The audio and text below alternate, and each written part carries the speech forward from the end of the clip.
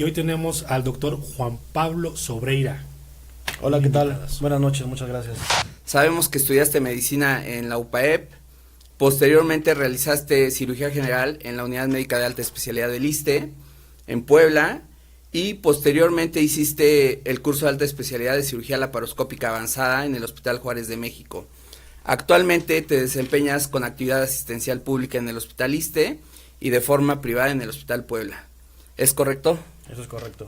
Nos quedamos con la idea de que los cirujanos generales veían todo, pero ahora creo que ya cambió un poco. O estoy mal, ¿por qué no nos explicas y le explicas a la gente un poquito eso? Mira, efectivamente es importante establecer ese concepto, porque efectivamente lo que se conoce como un cirujano general, o lo que se conocía como un cirujano general, era el médico que operaba prácticamente de todo. Igual entraba a cirugías de abdomen, igual entraba a cirugías de tórax, igual operaba hasta cesáreas. Eso era más o menos hasta la década de los 50 o 60. Entonces lo que hacemos ahora los cirujanos generales es precisamente eso, es la cirugía digestiva. Tratamos los problemas del aparato digestivo, pero que principalmente requieren de una corrección quirúrgica, o sea, una cirugía. Dentro de la cirugía general se pueden hacer varias cosas también, como lo es la cirugía laparoscópica, pues como es la cirugía robótica, como es la laparoscopia avanzada. Y la cirugía laparoscópica consiste en hacer un abordaje en el abdomen que es de mínima invasión, es decir, a través de heridas muy pequeñas, Sí, claro. con instrumentos muy finos, muy largos y con una cámara. La cámara se introduce al abdomen, se visualizan los órganos y a través de instrumentos largos y finos se realiza la cirugía. Es decir, nosotros no estamos manipulando los órganos directamente con las manos, pues al ser menos invasiva, es menos dolorosa, es menos agresiva, la recuperación para el paciente es más rápida y prácticamente todo el aparato digestivo, y ya incluyendo el tórax, incluso otras áreas del organismo, se pueden realizar las cirugías mediante la laparoscopia. ¿Nos podrías dar un pequeño recordatorio de la anatomía de la vía biliar y la definición de qué es la colelitiasis? El término colelitiasis se traduce en la presencia de piedras adentro de la vesícula, ¿ok? Eso es lo que médicamente significa, traducción al español, piedras en la vesícula. ¿Qué es la vesícula? Bueno, un recordatorio anatómico, el hígado, la vesícula, los conductos biliares, el páncreas y la primera parte del intestino delgado son órganos que están íntimamente ligados y están íntimamente relacionados porque comparten funciones. Una vez que la bilis se produce en el hígado, se transporta a través de los conductos biliares y se almacena en la vesícula. La vesícula es un órgano en forma de bolsita, más o menos en forma de pera, que se aloja por detrás del hígado, por debajo del hígado, y principalmente su función es almacenar la bilis que produce el hígado. Tiene otras funciones, ¿sabes? Cuando nosotros ingerimos alimentos principalmente ricos en grasas, a través de un estímulo mediado por hormonas, la vesícula empieza a tener contracciones. En cuanto la vesícula empieza a tener contracciones, esa bilis que se almacenó ahí, a través de otro conducto, o más bien a través de la continuación de los conductos, se vierte o se vacía hacia la primera parte del intestino delgado, en un sitio que se llama duodeno. Al vertirse en esa región, entonces los alimentos que vienen del estómago y las secreciones que vienen del páncreas a través de otro conducto se mezclan en ese sitio, y la función principal de la bilis es ejercer una descomposición química, sobre todo en las grasas, para que puedan ser absorbidas con mayor facilidad a través de todo el tubo digestivo. Las piedras se forman dentro de la vesícula, prácticamente en un 80 o 90% de las veces. ¿Por qué se forman? Más bien, ¿de qué depende esa formación? La bilis tiene muchos componentes. Se compone de sales biliares, se compone de colesterol, se compone de lecitina, fosfolípidos. Son sustancias químicas que tienen implicaciones importantes en esa fisiología de la vesícula.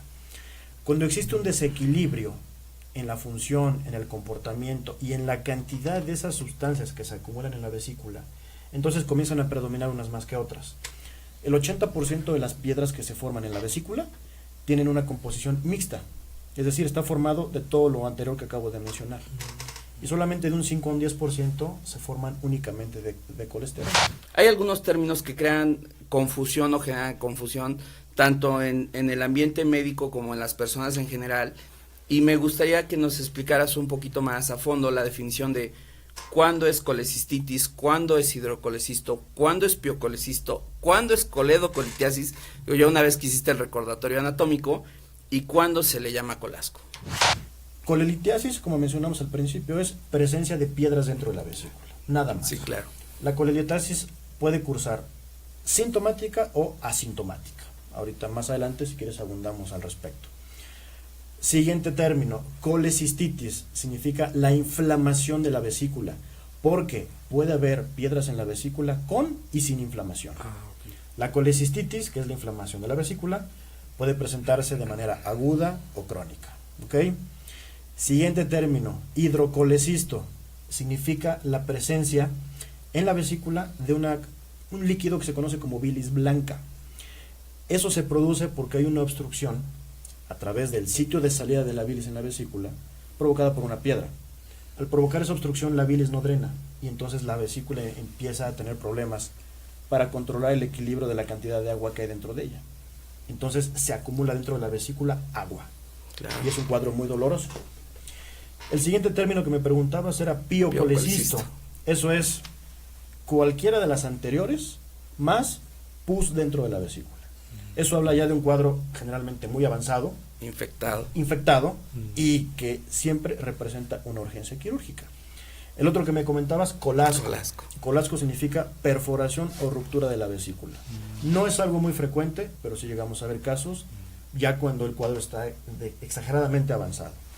Y el otro que me preguntabas, coledocolitiasis. Coledocolitiasis es piedras dentro del colédoco.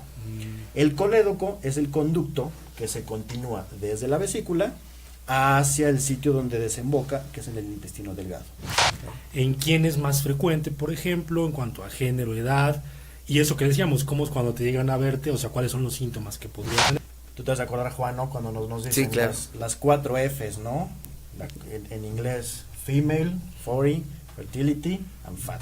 Sí, claro. ¿No? Eso se traduce pues en una mujer de 40 años, edad fértil, con sobrepeso. ¿Ok? Es lo que generalmente estamos como que acostumbrados a identificar en cuanto al tipo de paciente. Pero créeme que en estos tiempos, aunque las estadísticas de alguna manera perduran, cada vez vemos más personas jóvenes presentar colelitiasis. Realmente, yo me atrevo a decir que ya el problema de piedras en la vesícula ya no respeta ni edad ni sexo, y principalmente el cuadro es más común en mujeres, 2-1 en comparación a hombres. Pero te digo, o sea, la verdad es que ya no es la regla, ¿eh? Operamos gente muy joven, operamos hombres, operamos mujeres, entonces es muy variable ya, ¿eh? ¿Te llega con el dolor? ¿Cuál sería el síntoma que tiene? Mira, el cuadro clásico que te describen los libros, bueno, y que incluso el paciente refiere, es un dolor abdominal que se presenta generalmente en lo que llamamos la boca del estómago, médicamente el epigastrio, o en el hipocondrio derecho. El hipocondrio derecho es el sitio que se ubica exactamente debajo de las costillas del lado derecho. La persona come generalmente algún alimento rico en grasas y al cabo de 30 a 60 minutos comienza un dolor tipo cólico. Es un cólico intenso en esta zona que te comento. Puede ir acompañado de náusea, de vómito, fiebre en los cuadros más avanzados, y en algunas ocasiones el cuadro cede al cabo de unas 6 horas a lo mucho. Si el cuadro cede a las 6 horas, se conoce como un cuadro de cólico biliar, y ese cuadro puede ser repetitivo. Claro. O sea, la persona que ya tiene síntomas por piedras en la vesícula, que presenta cólico biliar, hay un 70% de probabilidad de que vuelva a presentar un cuadro similar. ¿En qué tiempo? No sabemos. Mañana, pasado, dentro de 5 años, dentro de 10, ¿no? Sí. Entonces, ese es el cuadro característico. Pero sí hubo un tiempo en el que se fue formando las piedras. Sí, claro. Cuando les duele es porque ya están ahí, ¿verdad? Exactamente. Cuando se presenta el dolor, no es más que la manifestación de que la piedra está ahí, está atorada en el sitio de desembocadura de la vesícula, es decir, la vesícula no puede liberar la bilis a través de su conducto, la piedra está atorada o impactada en ese sitio, entonces la vesícula empieza a luchar y a luchar y a luchar, entonces se produce una contracción muy fuerte de la vesícula y eso es lo que genera el cólico. Juan Pablo, una vez que tienes el antecedente, las características, el cuadro clínico paciente con un cólico, con dolor, ¿cuál es el estudio de elección, el que tú es el gold standard para hacer el diagnóstico de colelitiasis? Pero el estudio de elección es el ultrasonido. El estudio de ultrasonido, pues prácticamente cualquier hospital tiene acceso a él, no es caro, no es invasivo, es un estudio que tiene una sensibilidad del 98% y una especificidad del 95%. Y generalmente si el paciente viene con un cuadro muy agudo, sí es necesario realizar algunos estudios de sangre, determinar el nivel de glóbulos blancos, si están elevados o no. A veces podemos tomar tomografía incluso para discernir de algún otro cuadro que nos provoque alguna duda, o complementar mejor el estudio, ¿no? Puede incluso, ahí está descrito en los libros, la gammagrafía, que es un estudio sumamente complejo, sumamente caro, que no es accesible en cualquier sitio y que te permite identificar otras cosas, ¿no? Oye, Juan Pablo, perdón, y a la exploración física, ¿encuentras algo? ¿Hay una manera también de...? Sí, mira, nosotros, pues desde que nos formamos en la carrera, ¿no, Juan? Siempre nos hacen mucho hincapié en que el paciente, lo primero que tienes que hacer es interrogarlo, verlo, explorarlo. Y la exploración física es un paso clave para identificar problemas de la vesícula y prácticamente para cualquier patología, y no solamente de mi especialidad. Entonces, lo que nosotros hacemos es palpar al paciente, revisamos el abdomen, escuchamos cómo están los movimientos intestinales, revisamos perfectamente bien, y hay un signo muy característico que se conoce como signo de Murphy. ¿En qué consiste? Bueno, pues el paciente está acostado, le pides que saque todo el aire, que haga una inspiración profunda, y a la hora que el paciente hace una inspiración profunda, tú introduces los dedos por debajo del borde de la costilla. En ese momento, el paciente corta la inspiración. Cuando el paciente corta la inspiración, es porque eso le está provocando un dolor muy intenso. Ese es un signo muy característico, pero que no está presente en todos los pacientes. Solamente entre el 60 y el 70% de los pacientes tienen ese dato característico a la exploración. En menores de 20 años, ¿de dónde viene la formación de las piedras? Ok, mira, en personas muy jóvenes, principalmente niños, el problema de formación de las piedras muchas veces viene de un problema hematológico. ¿Qué significa eso? Que hay algunas enfermedades donde se produce destrucción de los glóbulos rojos. Y la destrucción de los glóbulos rojos genera un desecho que se elimina a través de la vía biliar. Entonces, si ese desecho se acumula dentro de la bilis, esos niños van a tener esa tendencia a formar piedras en la vesícula. ¿Qué otros cuadros pueden simular un cuadro de colelitiasis? Entonces, ¿qué es lo que generalmente debemos diferenciar en un problema de la vesícula? Hay que diferenciar pancreatitis, que es una de las complicaciones de las piedras en la vesícula. Hay que diferenciar también algo que se conoce como enfermedad acidopéptica. Eso es digamos, como un panorama de enfermedades muy amplias que pueden estar representadas por una gastritis erosiva, por úlcera gástrica, por úlcera duodenal, incluso enfermedad por reflujo. Esos son así como que los más característicos. Incluso también hay que diferenciarlo de un cólico renoureteral, sobre todo por el sitio. ¿En qué? Ahora sí que cuando el paciente llega con el dolor, ¿ya es imprescindible, o sea, ya es obligatorio la operación? Hay que diferenciar si el paciente está cursando con un cuadro de cólico biliar, es decir, un dolor que resulta intermitente. Hay que diferenciar si el paciente está cursando con un cuadro de colecistitis aguda. Los cuadros de colecistitis aguda se manifiestan por un dolor tipo cólico de muchas horas de duración, no cede, el paciente se siente mal, puede tener fiebre, náusea, vómito o incluso elevar los glóbulos blancos. En casos como sí definitivamente la cirugía es un hecho. ¿Por qué? Porque ya es sumamente difícil que el cuadro revierta. ¿Okay? Los cuadros que mencioné inicialmente, que son de cólico biliar, lo que se le sugiere al paciente es la cirugía, pero se puede hacer de manera programada. Se debe hacer de forma programada. Yo les digo a los pacientes, mire, no existe ningún tratamiento conocido para deshacer las piedras. A lo mejor les van a ofrecer, les van a decir que existen muchas cosas. Hay cuadros de piedras en la vesícula muy específicos que se pueden tratar con medicamento, pero eso es el mínimo porcentaje. ¿Qué otro extremo hay? Vesículas con piedras sin dolor. Claro, es creíble, porque solamente un 20% de las personas con piedras en la vesícula van a presentar síntomas a lo largo de su vida. ¿Okay? Por el contrario, la persona que ya tuvo un episodio de dolor, 70% de probabilidad de que lo vuelva a tener. ¿Okay? Entonces, hay pues alguna discrepancia entre mis colegas y entre lo que reporta la literatura, ¿no? Porque el paciente dice, entonces me opero o no me opero, doctor, ¿no? no tiene dolor, no tiene complicación, Pero están sí las sería, piedras ahí. sí sería lo más recomendable, Pues, finalmente. Mira, yo lo que les digo a mis pacientes es, usted tiene un cuadro de piedras en la vesícula, sin dolor. La probabilidad de que usted desencadene dolor es de un 20%. Entonces, ¿usted qué me recomienda, doctor? Pues lo dejo a su elección. Muchas veces cuando documentas de forma fortuita las piedras en la vesícula, normalmente el paciente está en buenas condiciones generales. Entonces, si tú te esperas a que el paciente le dé un cuadro de cólico, a lo mejor el paciente es en 10 años y ya tiene 70 años y ya tiene se va a diabetes y complicar. ya tiene hipertensión Exacto. y además ya te agarra la urgencia porque entonces ya viene con un cuadro más complicado. Sabemos que la vesícula se opera por varias causas. Hay dos entidades que quiero preguntarte. Una son los pólipos y otra es la vesícula en porcelana. ¿Qué nos podrías decir de estas entidades? Mira, un pólipo es, digamos, una elevación o un ensanchamiento que se presenta en el recubrimiento interior de la vesícula. La literatura universal recomienda que cuando existen pólipos de menos de 10 milímetros, es decir, de menos de 1 centímetro, únicamente sugiere vigilancia, ¿ok? Porque es extremadamente raro que un pólipo por debajo de 1 centímetro pueda malignizarse. Sin embargo, cuando el pólipo mide entre 10 y 18 milímetros, es decir, ya casi llegando a los 2 centímetros, la probabilidad de que eso se malignice, es decir, se convierta en cáncer, es hasta del 75%. Y la otra opción es, si la persona, además de tener piedras en la vesícula, tiene pólipos, lo más recomendable es operarse, porque la probabilidad de que eso desarrolle cáncer es mucho más alta, ¿ok? Y la vesícula en porcelana, pues no es más que la evolución de una inflamación crónica de la vesícula que ha sido por mucho tiempo.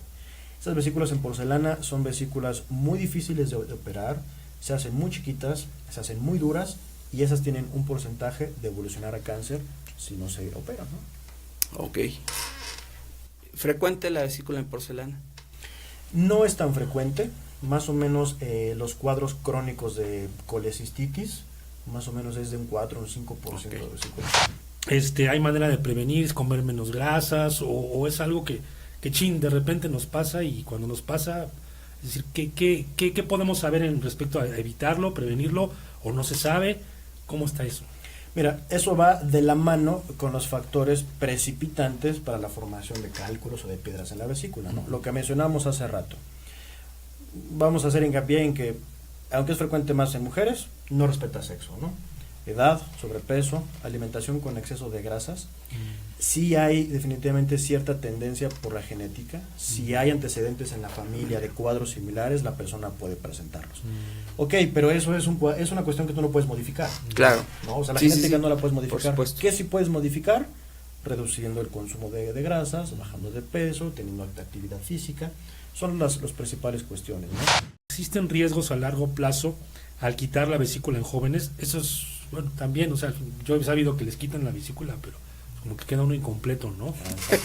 Sí, fíjate. Voy a que preguntarle. Esa es una pregunta que nos hacen frecuentemente, ¿no? Oye, doctor, ¿y puedo vivirse en la vesícula?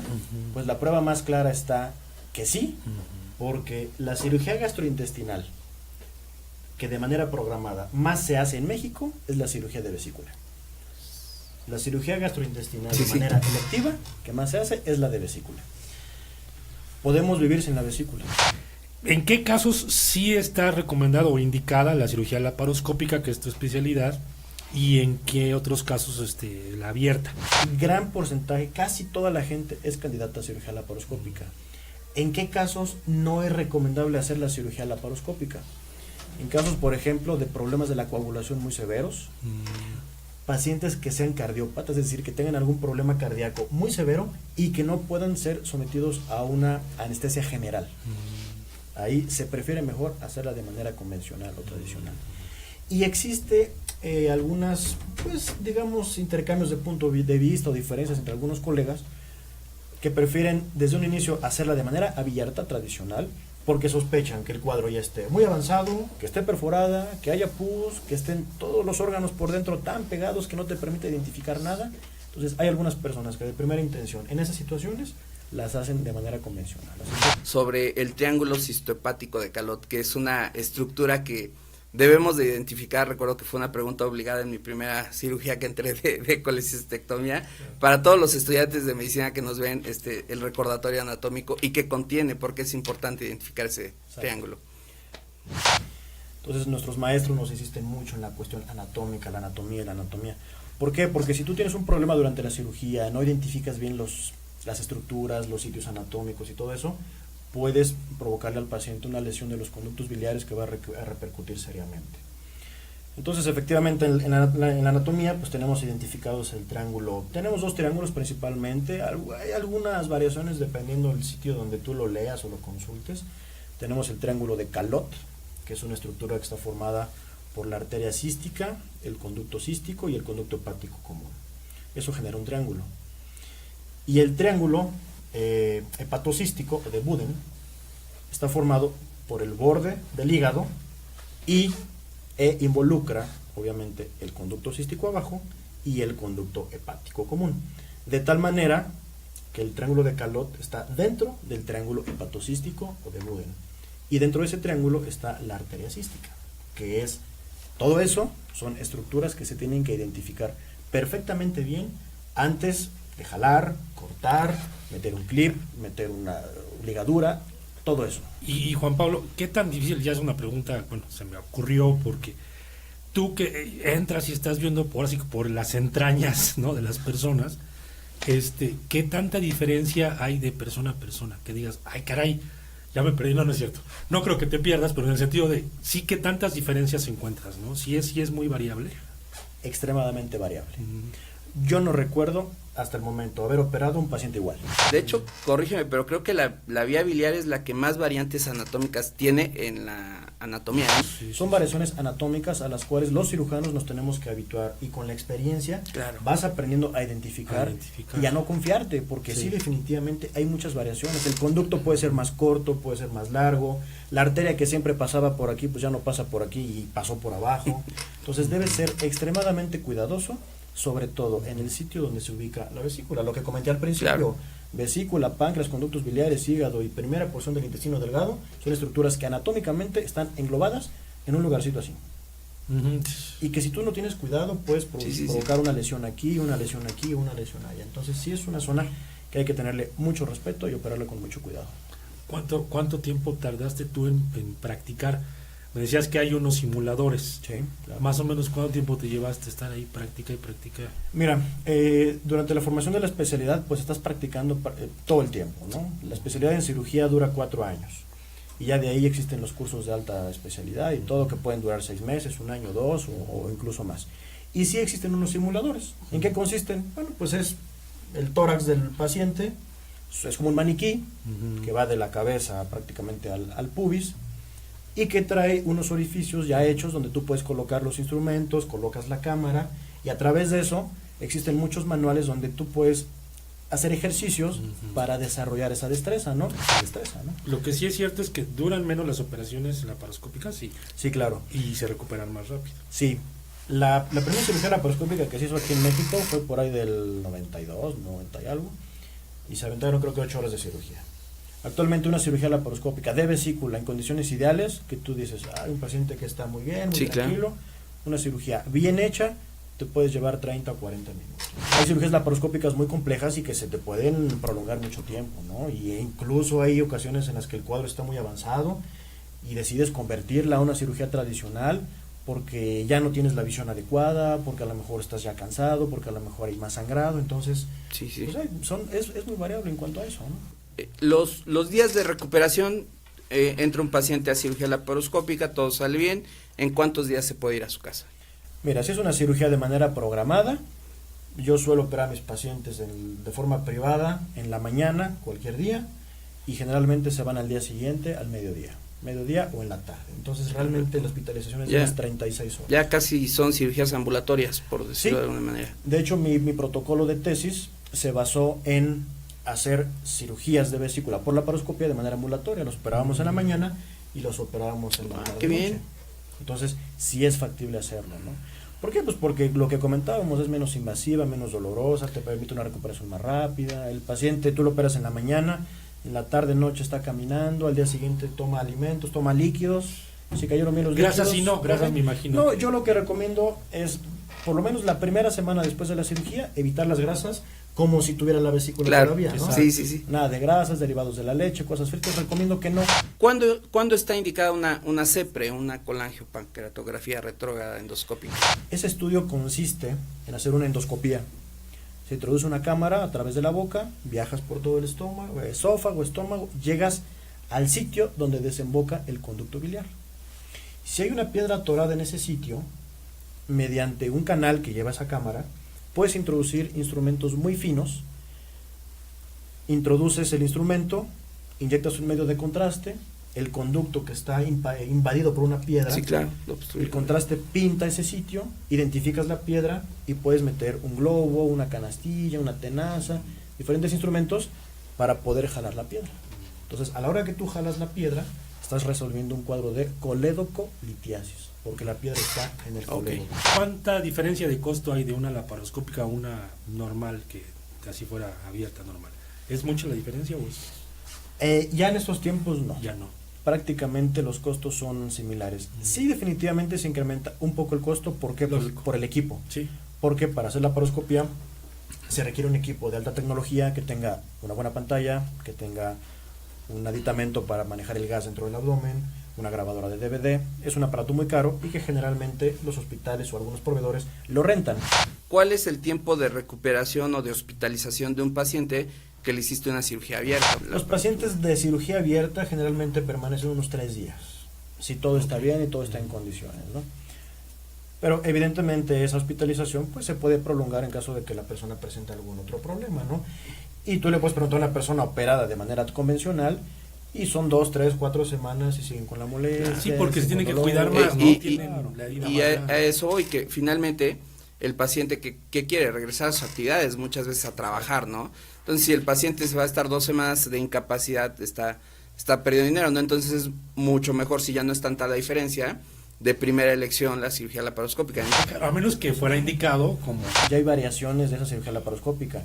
¿Qué existe? Por ejemplo, la cirugía con mini instrumentos. Instrumentos que son normalmente de entre 5 y 10 milímetros. Nosotros hacemos la cirugía con instrumentos de 3 milímetros.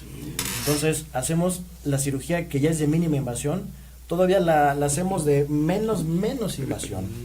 ¿Qué beneficio tiene el paciente? Una recuperación mucho más rápida, menos dolor, mucho más estético. Existe otra variación que es la cirugía por puerto único. Haces un agujero en el ombligo, colocas un instrumento especial y a través de ese agujero operas todo. Y el boom que viene ahorita es la cirugía robótica. La cirugía robótica, que el principio es la cirugía por laparoscopía. La cuestión es que el paciente está en la mesa de quirófano y tú estás a 10 metros de él, sentado en una consola como de videojuego. Es un robot con brazos articulados que hace todo lo que tú le dices mediante unos mandos que te colocas tú en las manos, te sientas en la consola, en la pantalla tienes una vista tridimensional y es un equipo que te quita el temblor, la fatiga, detecta movimientos anómalos en tu comportamiento, tiene un freno que detecta si tú vas a cometer algún posible error, el aparato te lo avisa. La cirugía Notes es orificios naturales, significa que están haciendo la cirugía a través de un orificio natural, como por ejemplo por vía vaginal. A través de la vía vaginal colocan instrumentos, colocan la cámara, viajan hasta el sitio donde está la vesícula, realizan la cirugía y la jalan y reparan el sitio por donde entraron por vía vaginal. Está descrito, aquí en México hay poca gente que la realiza. Yo no estoy completamente convencido de la técnica. ¿Por qué? Porque realmente el beneficio que tienes es meramente estético. ¿Haces deporte? ¿No haces? ¿Te queda tiempo? ¿No te queda tiempo? Porque muchos de los médicos que hemos entrevistado, la verdad, pues llevan un ritmo, híjole, demandante, ¿no? Entonces, pues mira, a veces ni les queda. Hay que darse tiempo para todo, ¿no? Si hago ejercicio regularmente, entre semana, voy al gimnasio, hago algo ahí de pesas, hago un poco de ejercicio aeróbico también. Leer en cuestión de lo que te comento, pues sí, cuando hay algún rato libre o algo, sí empiezo ya sabes, empiezas ahí a viajar por internet y empiezas a descubrir cosas interesantes, cosas que te llamen la atención sobre el tema, ¿no? ¿Cuál es al equipo que nunca le irías? Que no te pondrías la playera ni aunque te pagaran, pues. Nunca le iría al América. Bueno, la Fórmula 1 te gusta también. Sí, soy muy fanático de la Fórmula 1, me gusta mucho, la sigo. Y pues, ¿cuál sería para ti el mejor piloto del mundo en la actualidad? Por números, el mejor piloto es Michael Schumacher. Por números. Claro. Pero por habilidades y destreza, Ayrton Senna. Yo creo que, pues de la era moderna, a lo mejor de los últimos 10 años, yo creo que Lewis Hamilton es un piloto que tiene habilidades fuera de este mundo. Pues yo creo que pues el universo y todo lo que nos rodea es tanto que yo creo que sería egoísta pensar que somos los únicos, ¿no? Realmente nosotros pues revisamos muchas cosas, vamos a congresos, ves en internet, nosotros los cirujanos aprendemos mucho de videos que publican otros cirujanos en redes, Sí. canales de Sí, YouTube, sí, sí. y eso surge de qué? Pues de la curiosidad y Sí, del interés claro. de saber, a ver, ¿qué pasa si en lugar de poner una sutura aquí la pongo aquí? ¿O qué pasa si en lugar de hacerlo por esta vía lo hago de la otra? Y así es como surgió la cirugía laparoscópica, por curiosidad. Claro. Y todo eso, pues que despierta el interés, pues se va desarrollando cada vez más, ¿no? O sea, y en todas las áreas de la ciencia, ¿no? Así es. Nos encantó la plática, realmente fue una explicación excelente. Todo gusto el día Pues que Juan quieran, Pablo, aquí ¿verdad? estaré. Muchas gracias. Lalo, muchas gracias. Juan Pablo, gracias. al Gracias a público. todos los que nos vieron. Muchas gracias.